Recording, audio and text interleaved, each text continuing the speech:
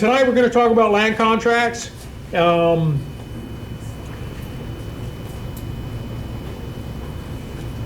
I've got my preconceived conception of what a land contract is, and I don't think it's right.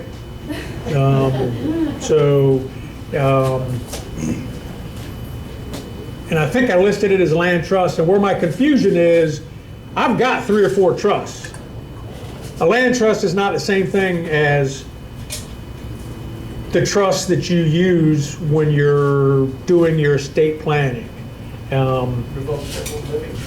Say again? Yeah, it's revocable living trust. Exactly. It's not the same thing. It uses the same word in it, but it's not the same. It's a little confusing.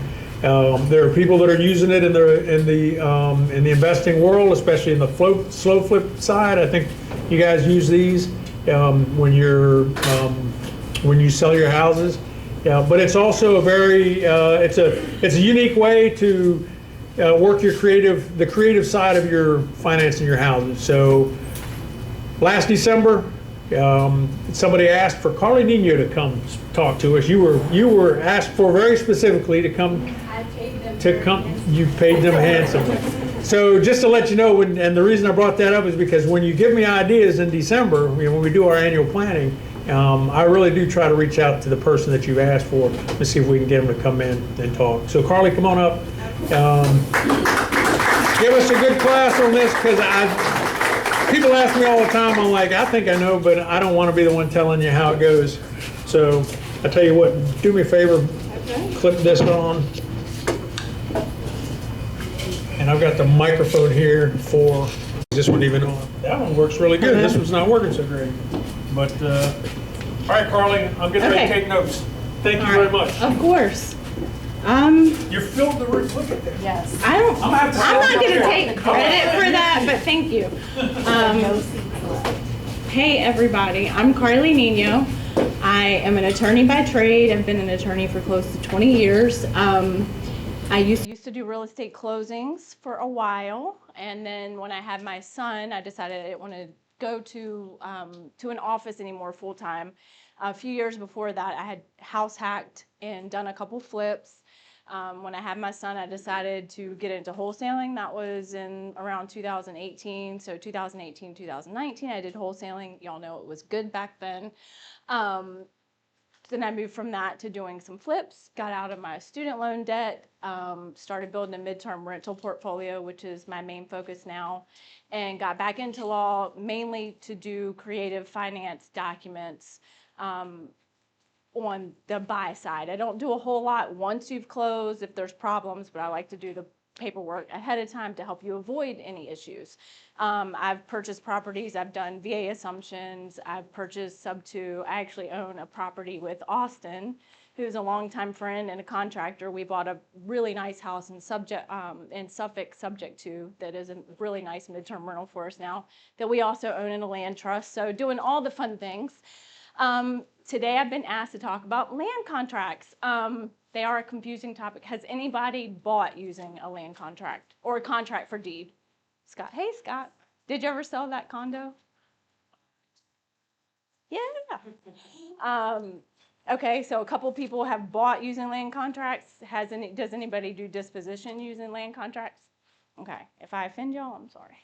Okay. Okay, so a land contract essentially is a form of owner finance. Not essentially, it is a form of owner finance. It's a sale.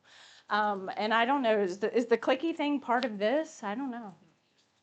Oh, okay. There are things at you? Nobody gave me anything good to throw. And we don't have to follow the slides. Y'all can ask questions. I definitely don't want to stand up here and get into a bunch of legal stuff. I want it to be helpful for you guys. So just brief overview, it's an installment type sale where the deed stays in the name of the seller, but all other property rights go to the buyer. So in the law, we call this bare legal title stays with the seller and equitable title goes to the buyer. So what this means is that you're selling the property. So technically and legally, you're no longer allowed to evict. You would have to foreclose. That's the legal story behind it. I know that's not how it usually goes. And then a full closing should take place. A title company or an attorney should hold the deed in escrow. And while the payments are being made, the deed remains in escrow until such time the full contract payments are completed and the deed is transferred to the buyer. I'm not going to read through this except to say, well, actually, Stu did ask me why people use them. And initially, when they started to become popular in the 80s, 90s, even the 2000s, it's really because the law and equity hadn't caught up with how people were using them, which was unfortunately to put the burdens of home ownership on the buyer, but to tell the buyer that they still could be evicted. And because that traditionally land contracts weren't being recorded, these buyers didn't have rights. So they were very predatory instruments, and not always, but that's how it has played out, unfortunately. And even less than a year ago, the Consumer Financial Protection Bureau actually issued a warning on land contracts. They issued like a 25-page research paper about how they've been used as predatory instruments in minority communities, especially. So they're actually not a tool that I recommend using at all, but I will happily answer questions about them. But I think they're like a buyer beware type thing. And I think, unfortunately, they've been used really unethically. And we all need to be aware of that as investors, because the legislature and the attorney general and the Consumer Financial Protection Bureau, they're all getting big eyes towards investors right now. So we need to set good examples. That being said, there's a right way to do land contracts. So if you're really stuck on dispositioning that way or purchasing that way, it can be done, absolutely. Okay, I'm throwing a stone. Okay, so this is really how I feel about land contracts. And sadly, I get a lot of them across my desk where people have a problem where they're being told they're being evicted, but they bought on a land contract.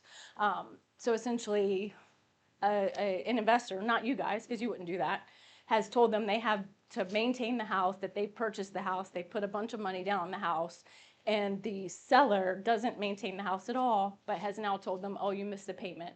We're taking the house back, or we're evicting you. And that's not how it goes. You can't sell the house and retain your right to evict somebody without a proper legal procedure. No little piggies. All right, next slide, please.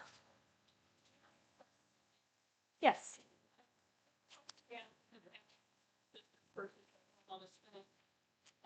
They purchased a home on this situation, and the seller did not record it. Nothing was recorded. And he actually went and turned around and then got another mortgage on the property. Yeah. And when I looked at it, it was probably maybe $120 home. When I looked at the loan amount he had gotten on it, it's like $400,000. It's like, who in the world had lent him money on that house? I don't know, but yeah, they were taken. Yeah, unfortunately, that's common. So, are they evicting them on like a regular, oh, you're 30 days late, so I'm starting the eviction process? Or are they doing like, oh, you're 90 days late, you're in foreclosure? No, eviction. And sadly, a lot of people don't know their legal rights, and then they don't even get through that process. And sometimes the lower courts don't understand title very well, so they'll just look at the legal title and say, oh, if you catch this up, like, well, the eviction will be stopped, but we're not going to get into the question of whether it should be a foreclosure or an eviction. So while legally the eviction is wrong, you don't want to be in the position of having to fight against that, right? Because you can never know for sure if a judge is going to understand that, and then you have to appeal, and it's just a whole headache. But unfortunately, that situation is what happens a lot, and that's why they're predatory. Not always. They can be done right. If you do a land contract, you can do an actual entire closing. You can do a closing and get title insurance, and it should be recorded. They have avoided that by making sure it was recorded. It's still not as clean as doing a deed and a deed of trust, but even like if you read Fannie Mae lending guidelines, if a land contract's recorded and the equitable title has been held for more than 12 months, it's treated as a refinance, not a purchase for them. So the numbers and things are run different. So equitable title really is treated as seasoning, and they should be able to refinance out of that. Now, I'm not saying every lender would understand that, so it creates some situations that can be hard to navigate depending on who you're dealing with. And it would have definitely kept the seller from turning around and getting another loan. Because Yes, that you would hope. Yes, you would have hoped that they would have caught that on a title search. Still a little more risk there, but they could have gotten title insurance on a purchase, for example, to protect them from something like that.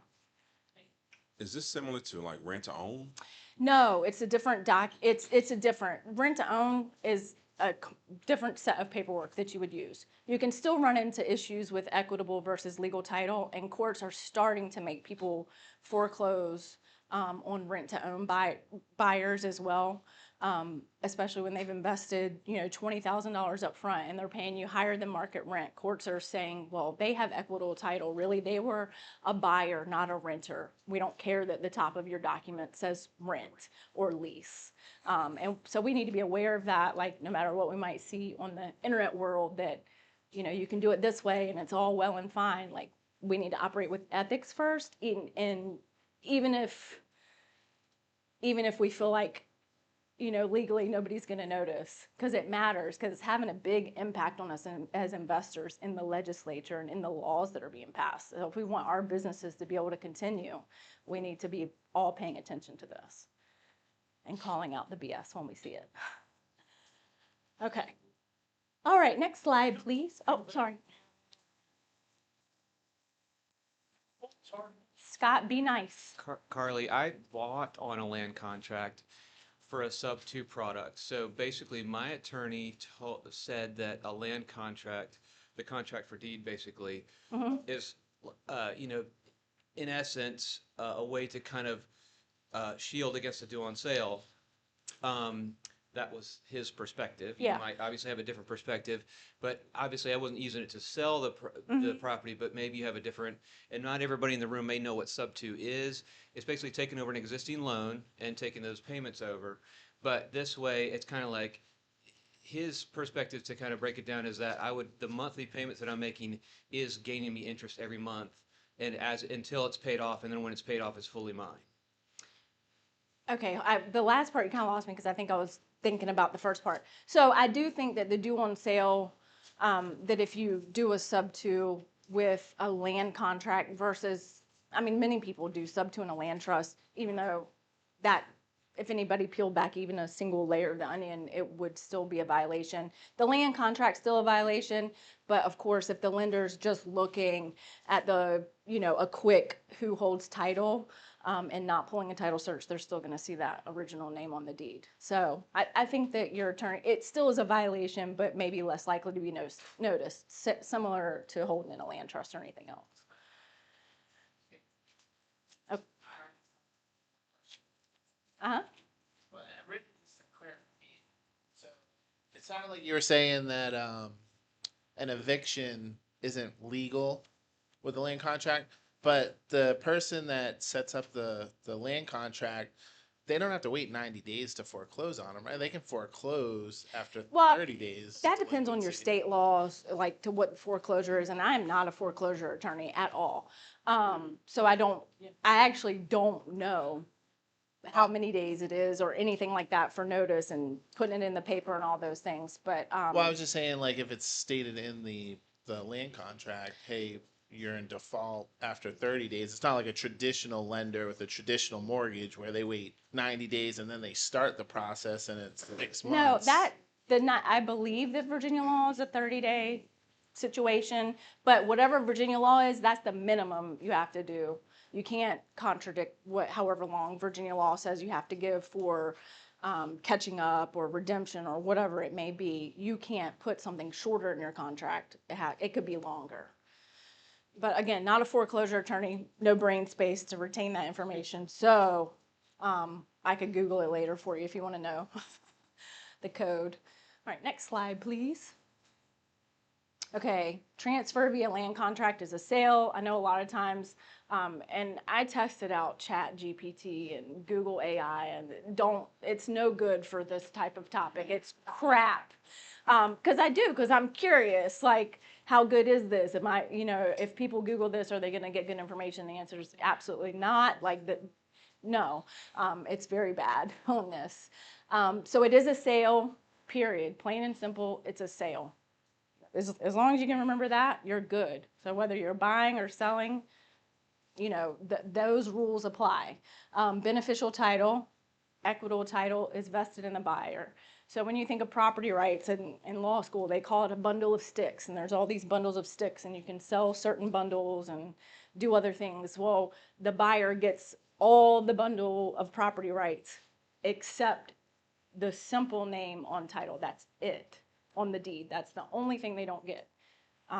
So if you do a disposition on land contract, you don't have the right. I mean, I know that they've done it because nobody knows that they're violating how it's supposed to be, but you don't have a right anymore to further encumber that property. Your buyer has that right.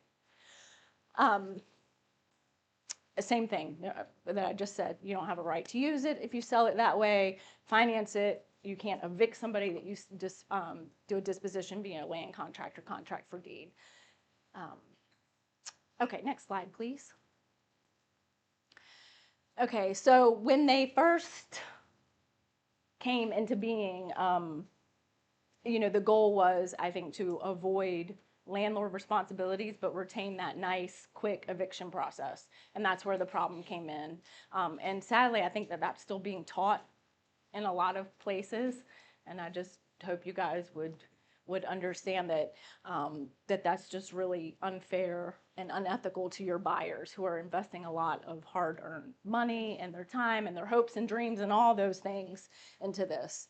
So I already mentioned that the Consumer Financial Protection Bureau issued a report on these. So like government eyes are like on investors.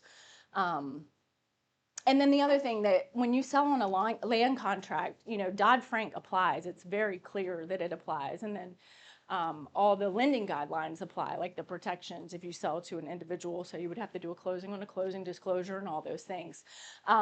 So if you're doing a disposition on a land contract, and you plan on doing more than one kind of any owner finance in a year, they need to be underwritten for the ability to pay. And it's not a huge deal. Like companies will do it as $800. The buyer can pay for it. It protects them and it protects you. Next slide, Tell me a little please. bit about underwriting. How do you underwrite a buyer? So there's a company I think called Underwriters, the one that most of my clients have traditionally used. Last time I checked, it was $795. The buyer goes through the process with them, and they don't care about credit score. You can care about credit score if you want to, but usually people that are buying on a creative deal, tenant buyers, are buying that way because they don't have the credit to get a traditional loan product. And they underwrite them for the ability to pay. They go through underwriting, provide all those documents to the underwriter, the licensed loan originator. And so the underwriter comes back and he Says, can or he can't. yep, and you should Comments on this? you should use that to make your decision of whether Follow or not their to underwrite. recommendation. Right, but that gives you your Dodd-Frank compliance. Okay, so $795, and you can ask The buyer should pay that. The buyer should pay that, absolutely. So it's just a Question I have time. is if it's a investor to investor sale, Dodd-Frank does not apply, is that correct? If it's not going to be occupied, If it's commercial, if right. it's commercial, it's not going to be occupied by the owner. Yep, Dodd-Frank doesn't apply. That's right. You have somebody else? Question. If the buyer is getting all the rights, Mhm. can they also claim the mortgage interest? Can they get a mortgage on Can the they property? claim the mortgage interest being Oh, paid can on the they property? claim a mortgage interest? Because it's still coming in the name of the seller. So if you did if you wrapped your underlying with a land contract, yeah, I mean, if they're paying it, yeah, I mean, yeah, kind of like a sub-2 where the buyer takes over. That's it. I don't want to get that close. There. And, so how do you file this on your taxes? That doesn't go on a, Oh, that's an accounting. That Y'all might getting in be the a- weeds. is this like, so it's, you're not a landlord, so it doesn't go on a Schedule E? Is this more like a It's an interest dividend? income. Yeah, it's Interest interest income. Yeah. That's as far into taxes as I'll get, y'all. I know you said that's where you'll stop on taxes, but can you talk about capital gains taxes when that taxable event is triggered? Is it at completion or at the beginning of the contract? Well, it would be at the beginning, but then however, whether you have depreciation recapture and then over what time and how much of your payment is principal recapture versus interest. And that's something fun you get in with your CPA. But yeah, it would just be like any other installment sale. And then therefore, if it was your primary residence, you could have that nice exclusion too. Okay, next slide, please. Thank you.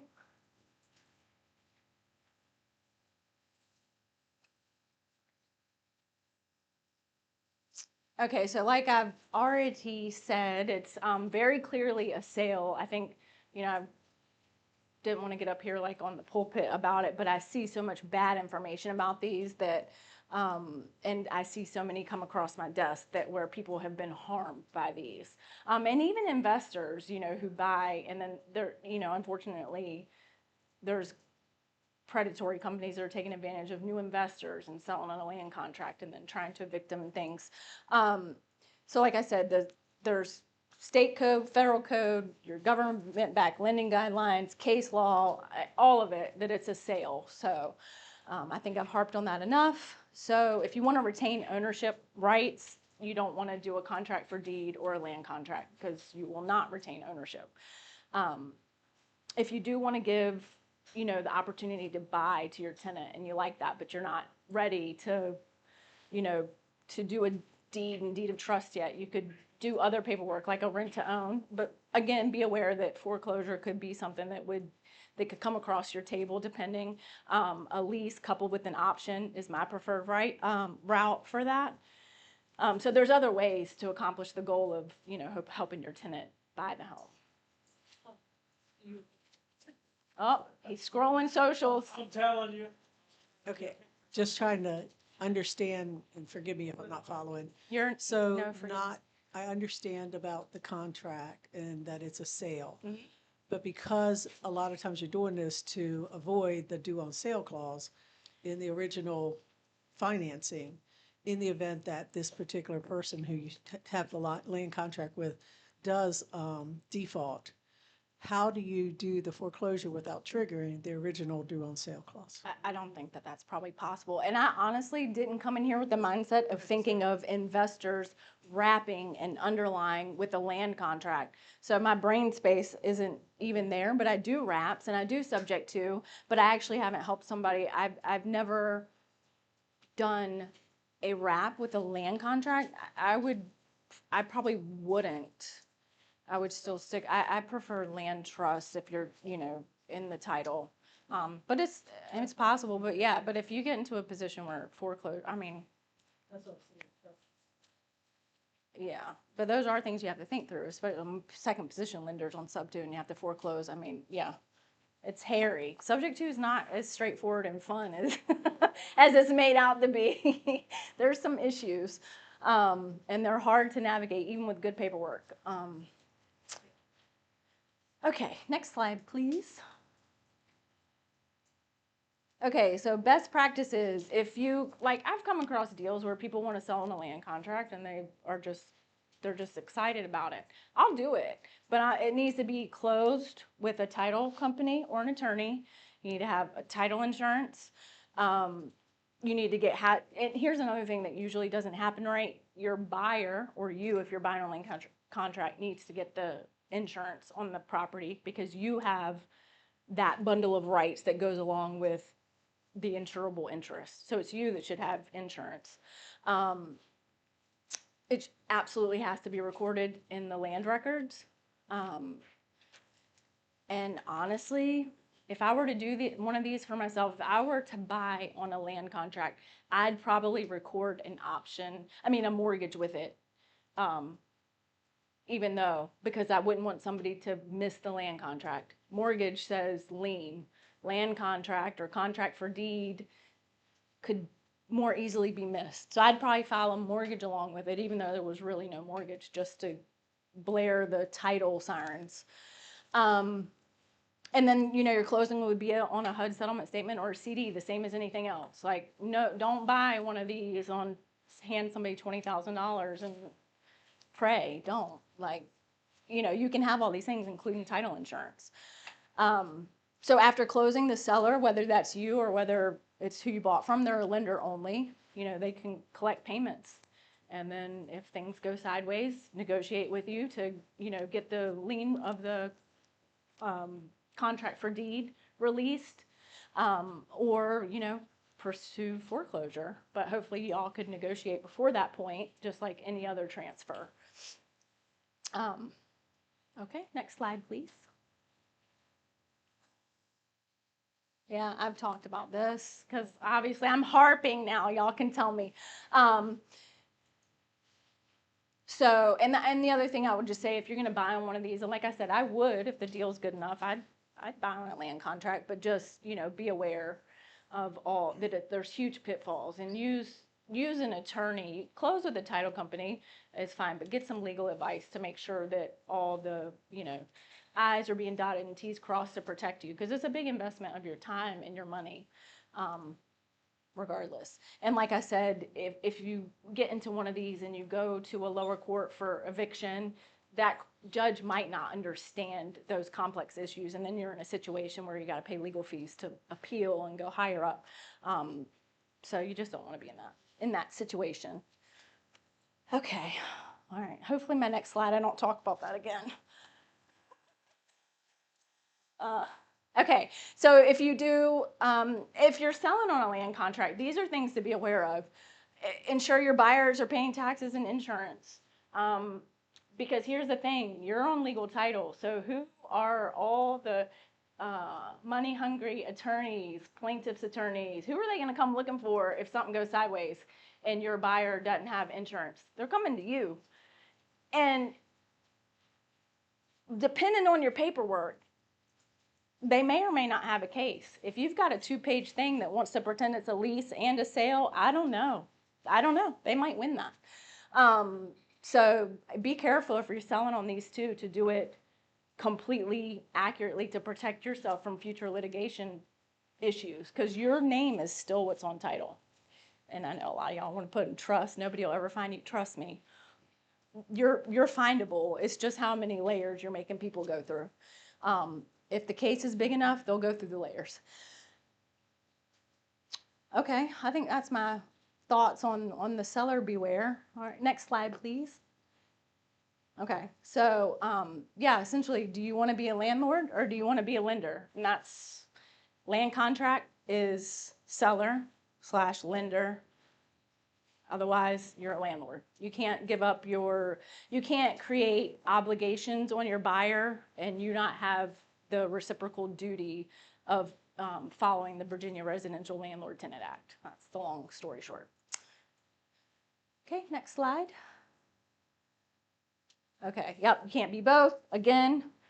So if you want to sell, I really just recommend keeping it straightforward, deed and deed of trust. The other thing that can happen if you sell on a land contract, even though technically your buyer should be able to refinance, some lenders are going to have a hard time understanding that. And no matter what lender you use, it's going to be some additional headache. And if you haven't recorded the land contract, that's going to create even more problem. If you've recorded it, they should be able to get that refi. But again, a deed and a deed to trust is just much more straightforward and save yourself a lot of hassle and a lot of risk. You're in the lender role, like you don't have any other responsibility except to pick up your check, however often it comes. Okay, next slide, please. We talked about that. If you still want to provide ownership path using a rent to own, or my preferred way would be a lease tied with an option. But be aware, the legislature really is on their kick about putting some anti-investor provisions. And in I don't remember if it was 2020 or 2021, I think it was 2021, the the Virginia Executory Contracts Act came into being, to my knowledge, and I haven't researched this in the last 6 months, there haven't been any higher level courts that have tested this law, but it essentially says that not essentially, it does say that option fees you cannot forfeit it. So therefore, which completely would eviscerate the whole point of having an option. So I don't know that it would hold up. But what the legislature is trying to do is say you can't charge your tenant $12,000 and tell them in 12 months they can qualify to buy the house or they're out of their $12,000. The legislature is saying no, you can't do that. And you might be able to apply that to back rent, but you're going to have to prove yourself. Like, you can't just keep the option fees anymore. And that's because there was a lot of investors, sadly, taking 10, 12, 15, $20,000 option fees, giving people 12 months to qualify and then evicting them and keeping the big fee. I had those come across my desk. When I was closing, I would not close those. I'm opinionated, if you haven't noticed. So we need to not be those investors, period. And that's like I said, there's eyes on us now, like the government eyes. So we need to all be really good and well behaved. And also join the Virginia Real Estate Investors Alliance, which was just formed earlier this year, or maybe last year. I should know since I helped form it.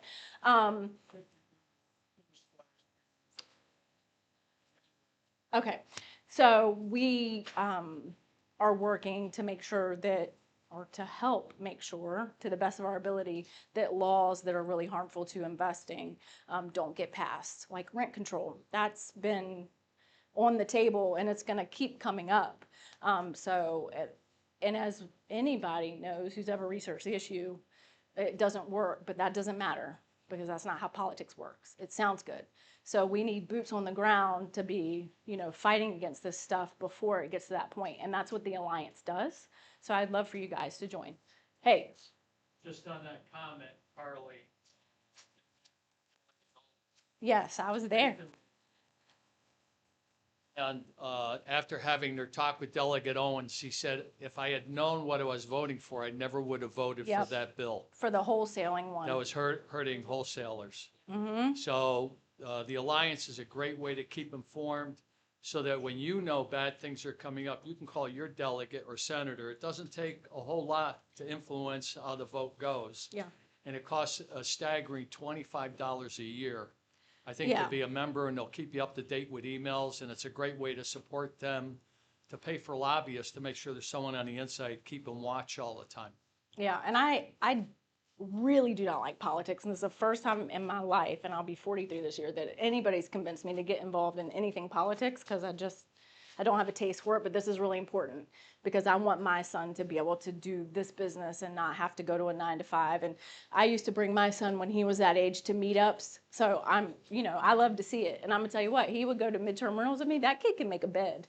Like, he's good at it. And it's important. I mean, maybe making beds is not an important skill, but it's so nice to be able to, feel like you'll have this business to pass down to your kids. But if the government has their way, we will not. So I didn't mean to get kind of on that horse, but here I am. Okay, next slide, please. If I have another one, I'm not sure. Oh. Okay, so if anybody wants to talk to me about a deal you've got or any kind of creative disposition, that's my link to Calendly. I do a free 30-minute consultation. We can, figure out what you got going on, or if, you want to just learn more about subject to, or which I like subject to, but that's one to be aware of right now, especially if it's a FHA backed one. There's a lot of eyes on that too, and I'm pretty sure we all know why. But there's still a lot of fun ways to do creative finance, and that's one of the reasons real estate is so fun, because there's so many solutions if you just think outside the box. I don't know if I'm in the way. Can you blow that up? Anybody? I made Oprah bigger than the QR code. It was not good design.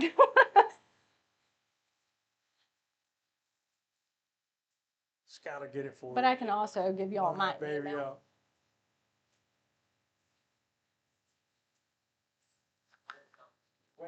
There we go. I got it. God's got it. All right, so let me ask you this, because I think in my mind, and I may show my dumbness here in a minute. It's but not. A It's land contract and a land trust are two different things, completely different. and they get intermingled a lot. They And may. in my own mind. Yeah, As I'm a sure matter of you're not fact- alone. As a matter of fact, I think during the conversation, I was starting to split them apart. When you said I wouldn't use a land contract, but I might use a land trust. And I don't So- even remember what the context was. So people, Um, I think people were possibly using a land contract when they wrap a underlying mortgage, and when they're dispositioning to another buyer and they're doing a wrap of an underlying, they're using a land contract as a tool. Because on title, if you just go like on the county records, or if you just pull up the latest deed, it's going to still show the mortgage being in the name of the deed being in the name of the mortgage holder. So theoretically, maybe you're avoiding that due on sale risk some, even though there has been a transfer, because a land contract's a transfer. Land trust people use for the same reason, but you're not necessarily wrapping anything when you have the trust. You can take title and actually change the title on the deed into a trust. And the reason people do that is because in a situation where somebody's really moving a property to a trust for estate planning purposes, that's a protected transaction. No due on sale clause. A bank can't use the due on sale clause. But that's not what's really happening. It's just what we're hoping looks like happened. Another thing you can call a land trust is a title holding trust. Makes it a little more clear, because land trust is also like a conservation type of trust. So it can get confusing even in the law when they're called land trusts. So title holding trust. Okay, so in my mind, I'm trying to clear this up for myself. Land contract would be contract for deed, same thing, is Same that thing. correct? Yes. And then, to me, that is, I bought the house, but I'm making payments on it. I don't actually get my name on the deed until I've fulfilled all my payments. Yep.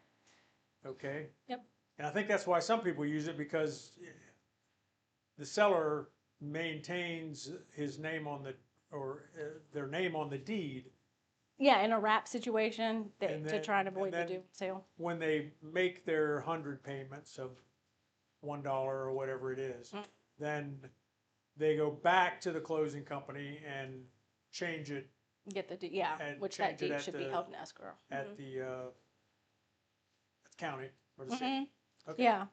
And a land and a trust is like a revocable trust, where you just kind of change the name and you've got a trustee managing the property, and the trustee is doing that for the benefit of Yeah. another Now, person who doesn't necessarily manage it themselves.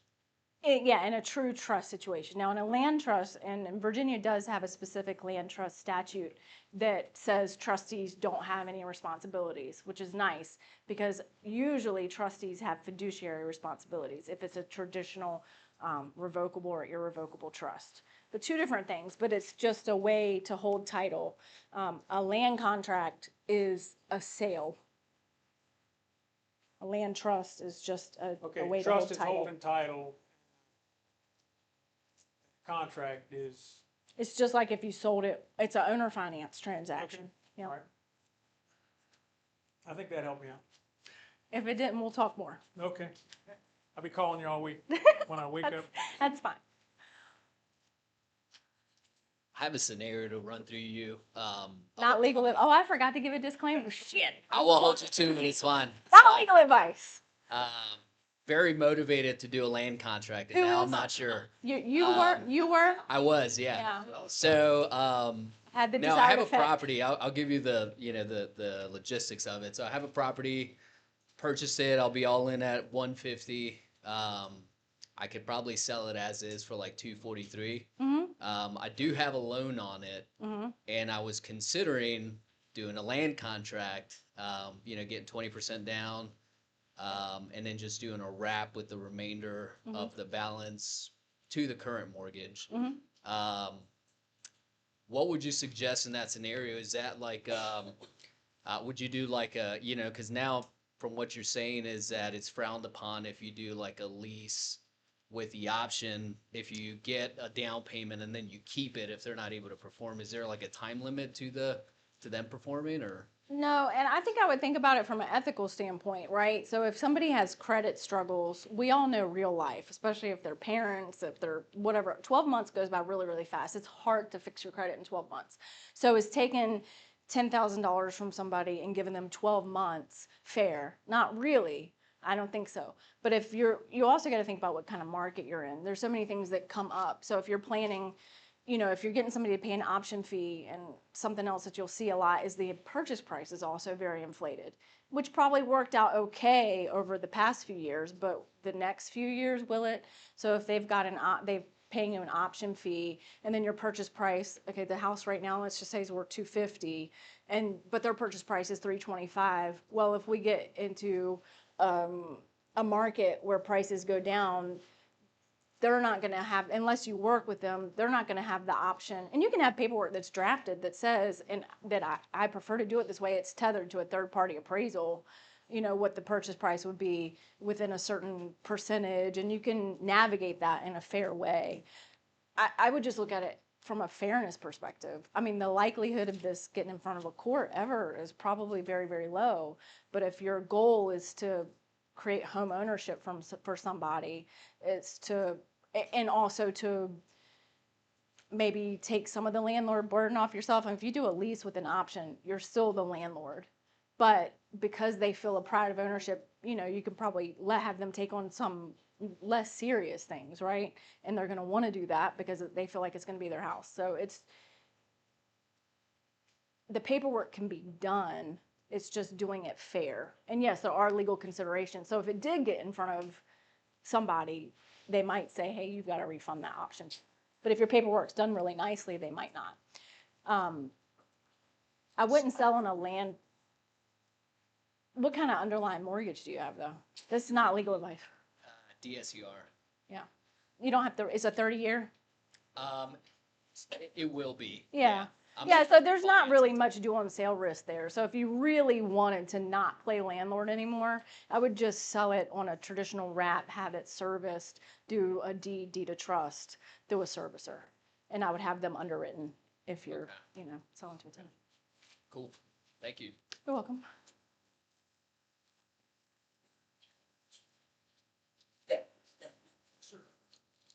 Yeah, I would like to just take the position of the mortgage broker. I would like to become a lender.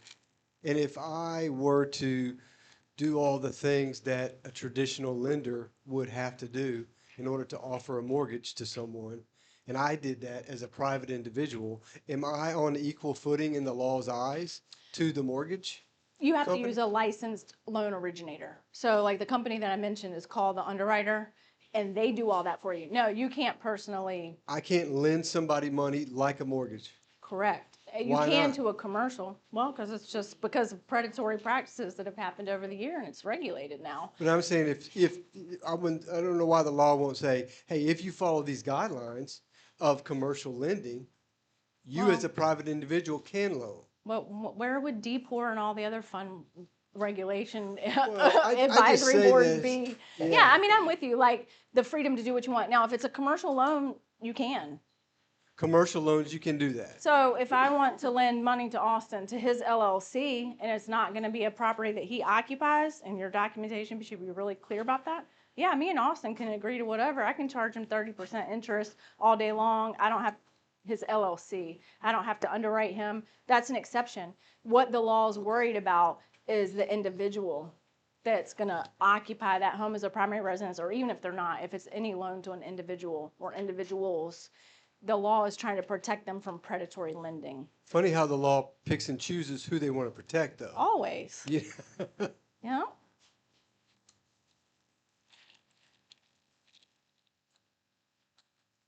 Y'all had enough. Y'all good? Anybody got anything else? All right. Well, thanks, Carly. You're welcome. That was awesome. Y'all are welcome. You filled the room for us. Well, I'm not taking credit for that. I'm not I taking will. credit for that. I'll give you credit for that. All right, we got a little bit of time to network unless you guys. Thank you. Oh, thank you. We'll spend 5 minutes. Oh, Scott, can you bring that website? Y'all are gonna hear all my secrets now. Did you hear that, Stuart? Oh my God.